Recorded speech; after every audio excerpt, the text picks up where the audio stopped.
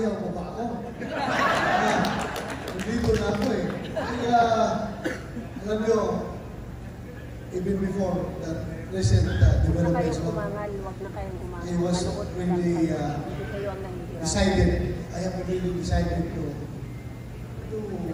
run again for re-election. Lalong-lalo na ngayon, halos araw-araw, makita nyo dyan sa committee ng House of Representatives. Araw-araw, binubuksan tayo. Hindi ako papayag na tayo yung bububuli na lang na puro. Lalaban tayo. Kaya tama kayo, pinigil laban. Laban dahil na araw-araw tayo binigipit, araw-araw tayo sinisiraan, araw-araw tayo inuupakan.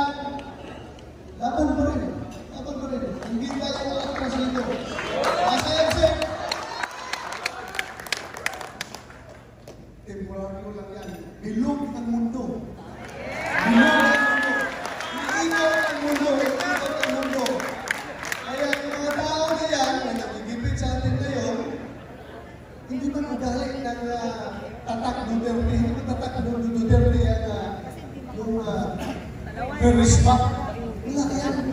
Never yan. Since day one ang aking pagkakilala ng Duterte brand of leadership, hindi po talaga naramdaman na ginagamit yung kanyang official capacity para respakan yung kanyang mga political committees. Never! Kaya, ano natin sila respakan? Just in case, tayo mag-survive 2025, patawin kami ni Senator Bongo, Philip Salvador, at kung sino magsasama sa ating partido, pag matawin natin ang 2025, ipakita natin na tayo'y tumakbo, naging politiko, para magservisyo at gumawa ng maayos, hindi para malingan ang kapwa. Yun ang ating lahat. Kaya sana, with the help of each and every one of us here, nandito sa loob ng bulwagan ito, ipakita natin yung